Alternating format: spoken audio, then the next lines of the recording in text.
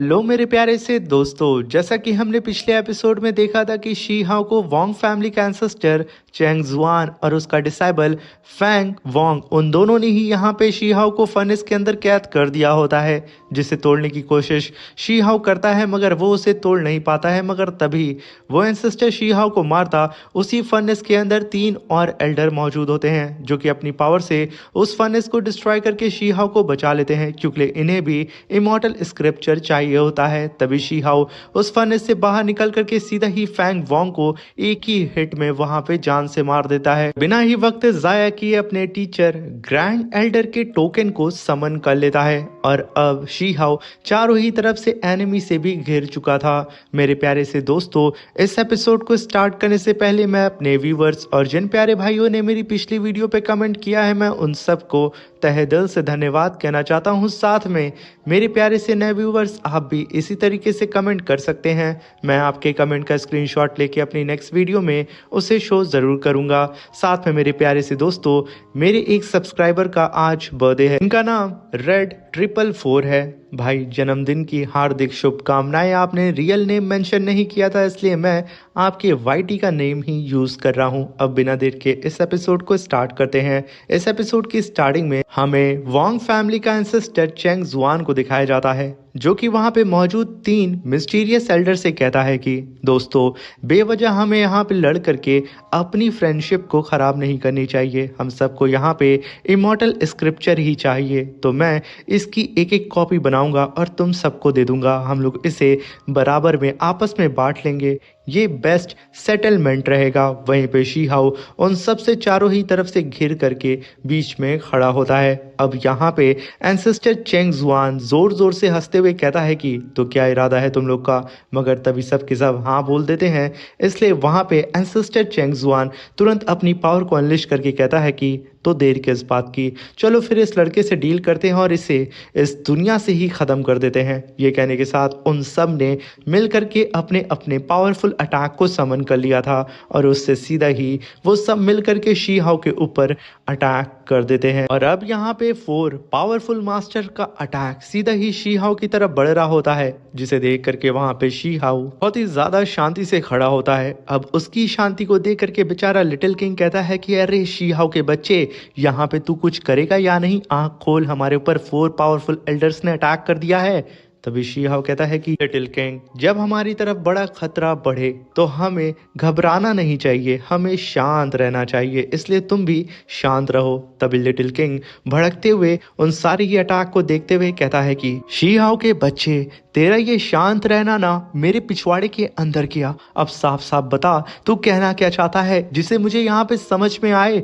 ये कहने के साथ वो बेचारा एकदम घबरा चुका था और अपनी सींग को नोचते हुए कहता है कि शी हाओ, वो अटैक एकदम करीब आ चुका है। तभी शी हाओ के बॉडी के अंदर से स्पिरिचुअल ऑरा बहुत ही तेजी से निकलने लगता है, जिसे देख करके वहां पे चेंग जुआन कहता है कि बच्चे, तू अभी भी मेरे सामने ट्रिक करने की कोशिश कर रहा है, तेरी इतनी औकात।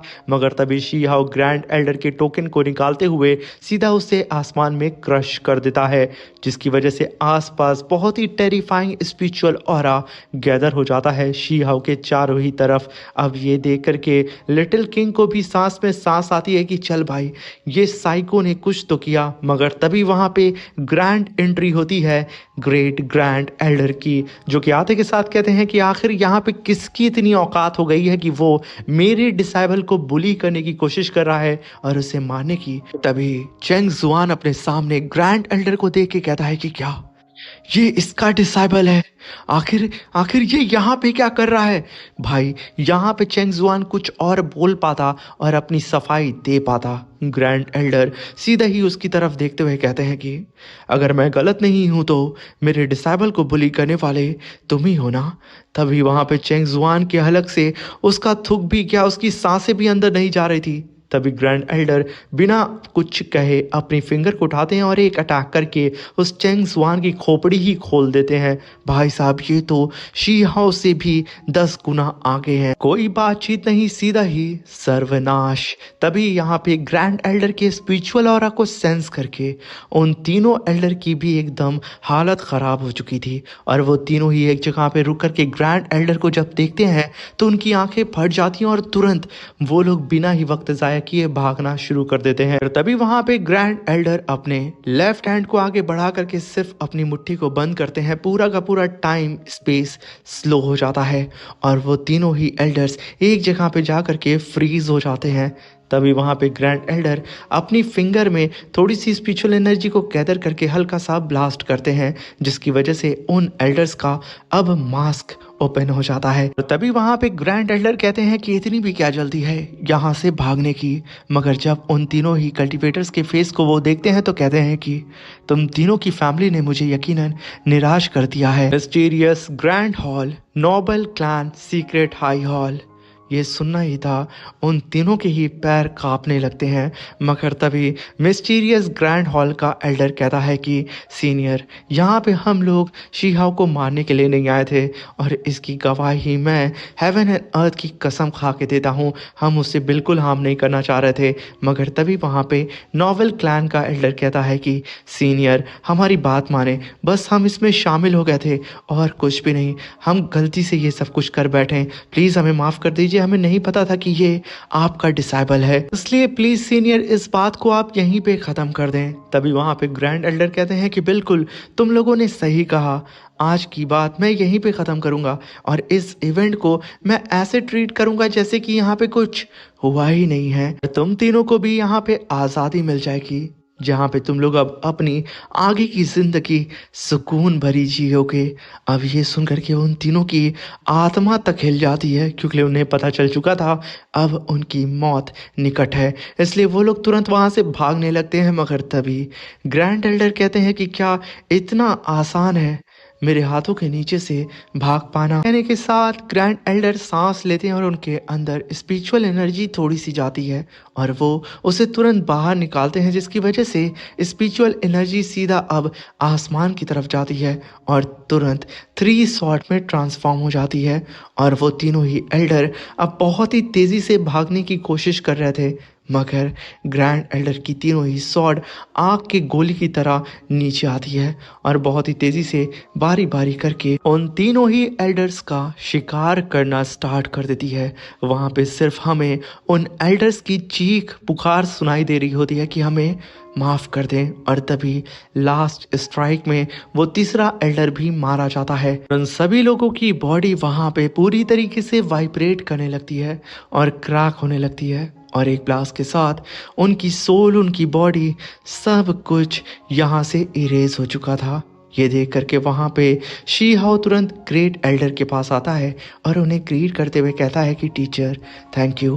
तभी वहाँ पे ग्रेट एल्डर कहते हैं कि अभी काम ख़त्म नहीं हुआ है, अभी तो एक और काम मुझे करना है, इसलिए मेरे साथ आओ। ये कहने के साथ वो अपना एक कदम आगे बढ़ाते हैं। भाई साहब, पूरा स्पेस क्रैक हो जाता है और वो बिजली की रफ्तार से पता नहीं कितना माइल्स आगे आ जाते हैं। दूसरा कदम बढ़ाते हैं, वो किसी और ही जगह पे पहुंच जाते हैं और जब तीसरा कदम वो बढ़ाते हैं, वो सीधा ही वोंग फैमिली के अंदर एंटर कर चुके थे। तभी वहाँ पे ग्रेट एल्डर कहते हैं कि वोंग फैमिली तो अब काफ़ी ज़्यादा बड़ी हो चुकी है और वहीं पे कई सारे ड्रैगन्स होते हैं जो कि वोंग फैमिली के एंट्रेंस गेट को गार्ड कर रहे थे।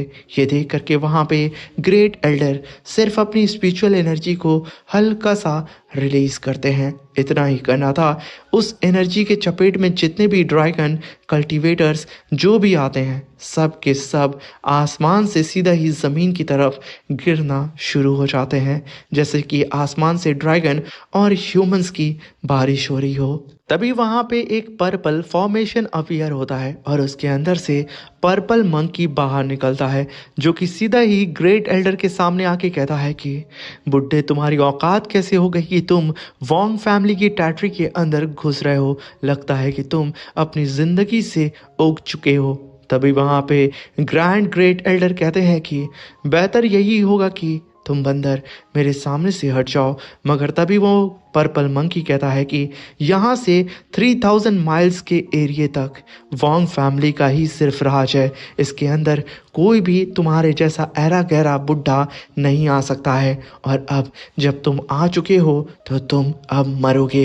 ये कहने के साथ वो अपने पैर से ही ग्रेट ग्रैंड एल्डर को कचलने की कोशिश करता है, मगर यहाँ पे तो ग्रेट एल्डर सिर्फ अपने हाथ से हल्का सा स्पिरिचुअल ऑरा रिलीज करते हैं और उस मंकी की बॉडी क्रैक होने लगती है और वो चिल्लाने लगता है। और तभी हम देखते हैं कि उसकी बॉडी ब्लास्ट हो जाती है, जहाँ पे ग्रेट एल्डर ने उसकी सोल तक को डिस्ट्रॉय करके रख दिया था कि बेटा अब तू दोबारा पैदा भी नहीं हो सकता है।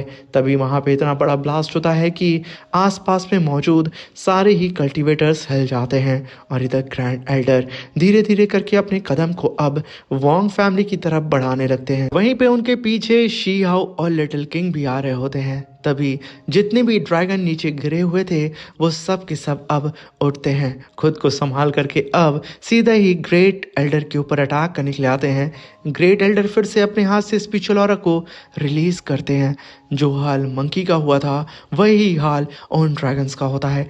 आसमान से बारिश नहीं बल्कि उन ड्रैगन का खून पानी की बूंदों की तरह टप टप नीचे गिर रहा होता है। सारे के सारे गार्डियन ड्रैगन मर चुके होते हैं सिर्फ ग्रेट एल्डर के हल्के से अटैक से, मगर तभी वहाँ पे आसमान सुर्ख लाल हो जाता है और वहाँ पे अपीयर होती है एक फिनिक्स बर्ड, जो कि आते के साथ कहती है कि तुम्हारी इतनी जरूरत कि तुम वोंग फैमिली के अंदर घुस रहे हो। यहाँ पे सिर्फ 3 बार सांस लूंगा और इसके अंदर ही तुम लोग यहाँ से दफा हो जाना, वरना मैं तुम सब की बॉडी को पूरी ही तरीके से ख़त्म कर दूंगा। भाई इसका और प्रेशर इतना ख़तरनाक होता है कि शी हाओ को भी तकलीफ़ हो रही थी, मगर तभी ग्रेट एल्डर कहते हैं कि क्या ये जो 800 माइल्स के अंदर इस माउंटेन के ऊपर जो वोंग फैमिली ने अपना अड्डा बनाया है, तो क्या ये वोंग फैमिली का प्राइवेट लैंड है क्या? ये सुनकर के वो फेनिक्स बर्ड गुस्साते हुए कहता है कि बुड्ढे, यहाँ पे अब मैं 3 बार सांस ले चुका हूँ और तुम अभी तक यहाँ पे खड़े हो।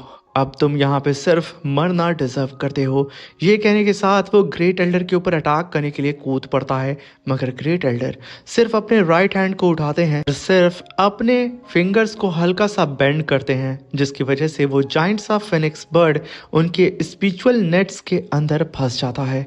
उसे यहाँ पे ग्रेट एल्डर तुरंत अपनी तरफ खींचते हैं और वो धीरे धीरे करके फिनिक्स बर्ड छोटे फॉर्म में होता जाता है। तभी वहाँ पे ग्रेट एल्डर उसे अपने हाथ में लेकर के कहते हैं कि तुम्हें पता है तुम कुंग पैंग ब्लड लाइन से बिलोंग करते हो, जिनकी ब्लड लाइन इस पूरे यूनिवर्स में महान है, और तुम उनके डिसेंडेंट होने के बावजूद एक वोंग फैमिली के पालतू कुत्ते हो और उन्हें गार्ड कर रहे हो। कहने के साथ ग्रेट एल्डर अपने पाम के ऊपर स्पिरिचुअल एनर्जी को फ्लो करने लगते हैं, जिससे यहाँ पे ये फिनिक्स बर्ड बर्दाश्त नहीं कर पाता है और तुरंत वहीं पे गिर जाता है। तभी ग्रेट एल्डर तुरंत अपनी मुट्ठी को बंद करके अब यहाँ पे उसे मार देते हैं, या फिर फ्यूचर में शायद ये इसे शी हाओ को दे देंगे, इसके बारे में हमें नहीं बताया जाता है। तभी वोंग फैमिली के रॉयल गार्ड्स अपीयर होते हैं और वो सब के सब आते ही कहते हैं कि आखिर तुम्हारी हिम्मत कैसे हो गई हमारे वोंग फैमिली के अंदर एंटर करने की, अब तुम मरोगे।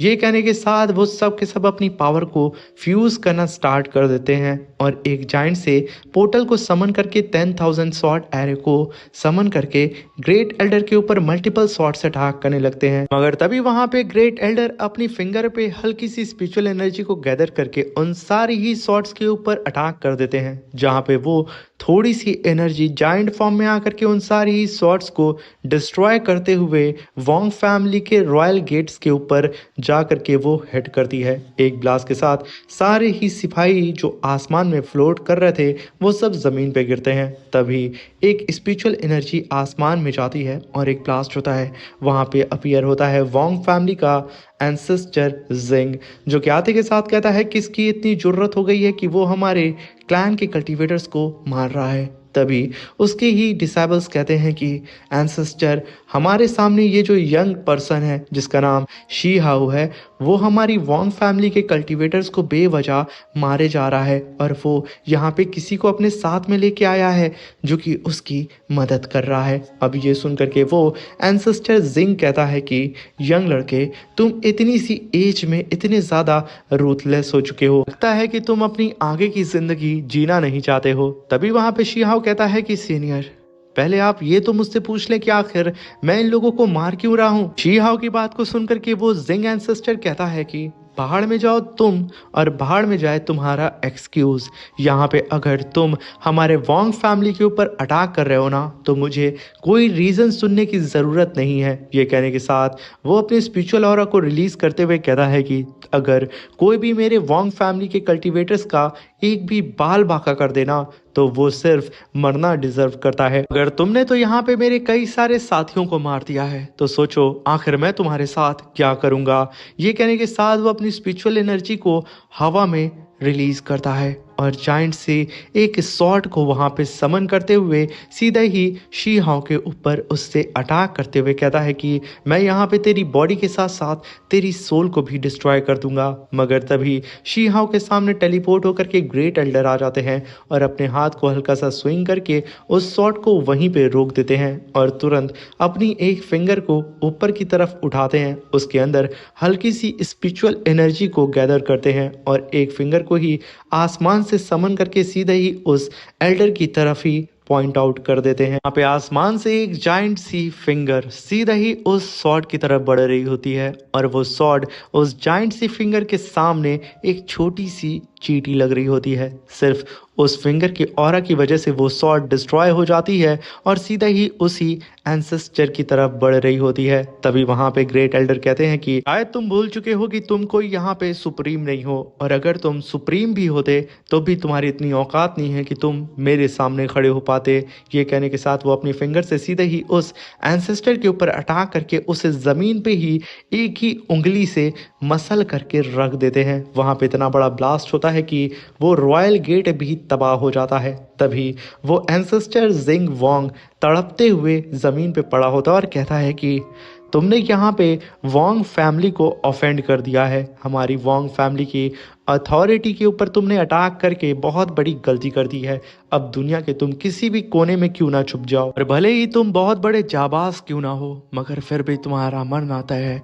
मेरी वॉन्ग फैमिली तुम्हें तबाह कर देगी। तभी ग्रेट एल्डर कहते हैं कि वॉन्ग फैमिली के इतने सारे कारनामे हैं ना जिसकी वजह से हेवन और ह्यूमैनिटी दोनों ही अब उसके ऊपर भड़क चुके हैं। मैं तो आज यहाँ पे तुम लोगों को सिर्फ पनिशमेंट देने के लिए आया हूँ जिससे तुम लोगों ने खुद ही दावत दी है।